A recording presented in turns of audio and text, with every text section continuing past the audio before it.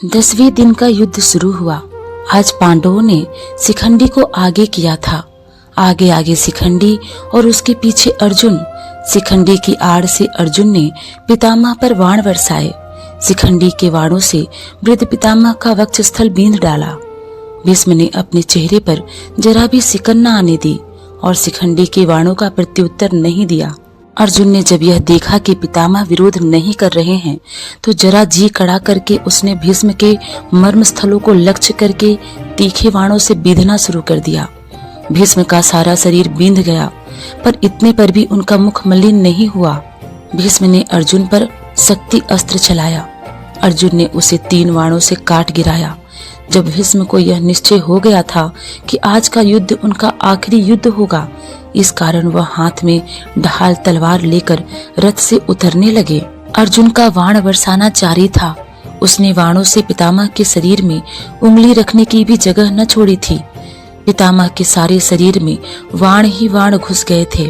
भीष्म गिर तो गए, लेकिन उनका शरीर भूमि से नहीं लगा। शरीर में जो बाण लगे थे वे एक तरफ से घुसकर दूसरी तरफ निकल आए थे। भीष्म का शरीर जमीन पर न गिरकर उन तीरों के सहारे ही ऊपर उठा रहा। पितामह अर्जुन से बोले, बेटा अर्जुन, मेरे सर के नीचे कोई सहारा नहीं है, वह लटक रहा है, कोई ठीक सा सहारा लगा दो। भीष्म ने ये वचन उसी अर्जुन से कहे जिसने अभी अभी प्राणहारी बाणों से उनको बींध डाला था। भीष्म का आदेश सुनते ही अर्जुन ने अपने तरकस से 3 तेज बाण निकाले और पितामह का सिर उनकी नोक पर रखकर उनके लिए उपयुक्त तकिया बना दिया। भीष्म बोले, हे राजागण, अर्जुन ने मेरे लिए जो सिरहाना बनाया है उसी से मैं प्रसन्न हुआ हूँ। अभी मेरा शरीर त्यागने का उचित समय नहीं हुआ है, अतः सूर्य नारायण के उत्तरायण होने तक मैं यहीं और ऐसे ही पड़ा रहूंगा। आप लोगों में से जो भी उस समय तक जीवित बचे वे आकर मुझे देख जाएं।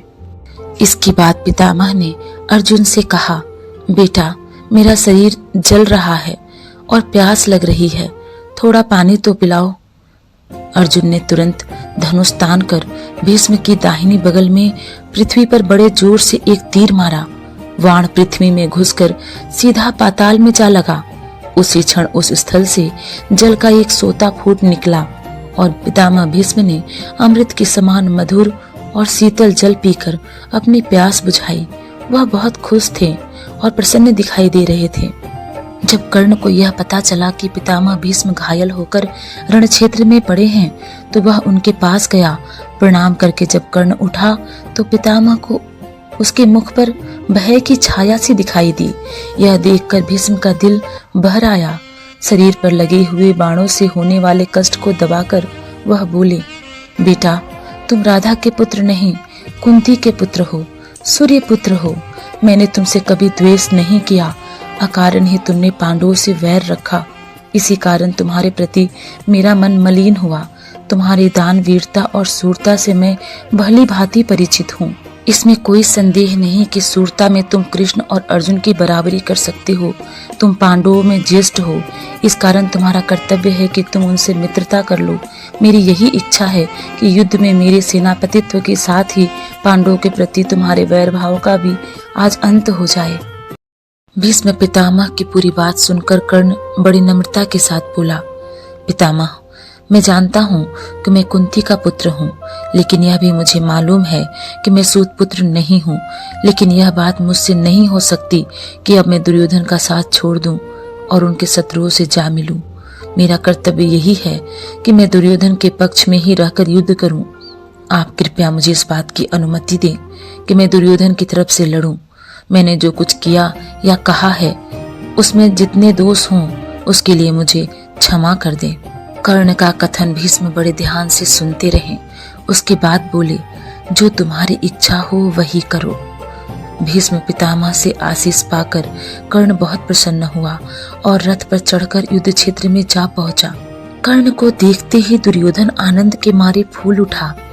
भीष्म के बिछोह का जो दुख उसके लिए दुस्सह सा प्रतीत हो रहा था, अब कर्ण के आ जाने पर किसी तरह उसे भूल जाना उसके लिए संभव मालूम होने लगा। दुर्योधन और कर्ण इस बारे में सोच विचार करने लगे कि अब सेनापति किसे बनाया जाए। रीति से द्रोणाचार्य का सेनापति पद पर अभिषेक हुआ। द्रोणाचार्य ने 5 दिन तक कौरवों की सेना का संचालन करते हुए घोर युद्ध किया। यद्यपि अवस्था में वह बूढ़े थे, फिर भी सात्विकी, भीम, अर्जुन, धृष्टद्युम्न, अभिमन्यु, द्रुपद, काशीराज आदि सुविख्यात वीरों के विरुद्ध द्रोणाचार्य अकेले ही भिड़ जाते थे और एक एक को खदेड़ देते थे। 5 दिनों तक उनके हाथों पांडवों की सेना बहुत ही सताई गई।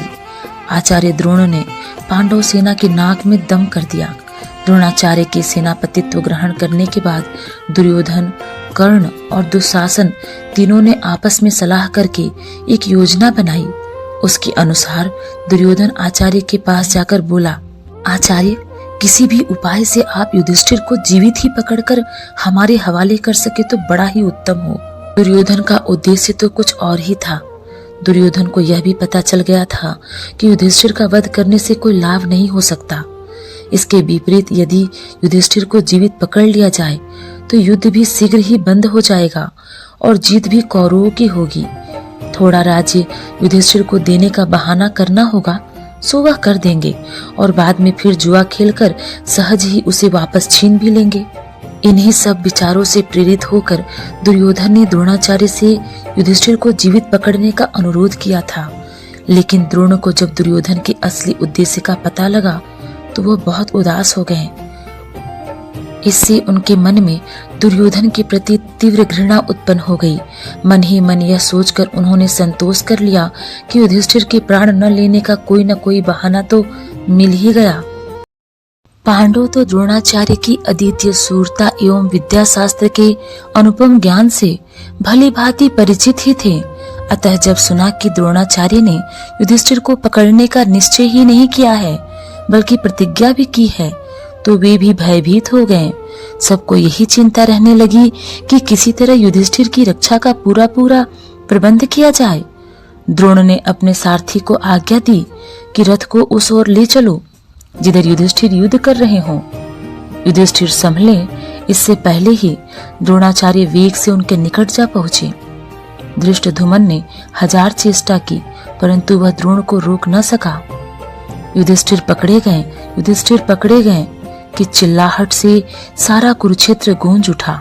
इतने में ही एकाएक जाने कहां से अर्जुन उधर आ पहुंचा और अर्जुन के गांडीव से बाणों की ऐसी अविरल बौछार छूट रही थी कि कोई देख ही नहीं पाता था कि कब बाण धनुष पर चढ़ते और कब छूटते थे। कुरुक्षेत्र का आकाश बाणों से भर गया। इस कारण सारे मैदान में अंधकार सा छा गया। अर्जुन के हमले के कारण द्रोण को पीछे हटना पड़ा। युधिष्ठिर को जीवित पकड़ने का उनका प्रयत्न विफल हो गया और संध्या होते होते उस दिन का युद्ध भी बंद हो गया। कौरव सेना में भय छा गया। पांडव सेना के वीर शान से अपने अपने शिविर को लौट चले। सैन्य समूह के पीछे पीछे चलते हुए कृष्ण और अर्जुन अपने शिविर में जा पहुंचे। इस प्रकार 11वें दिन का युद्ध समाप्त हुआ।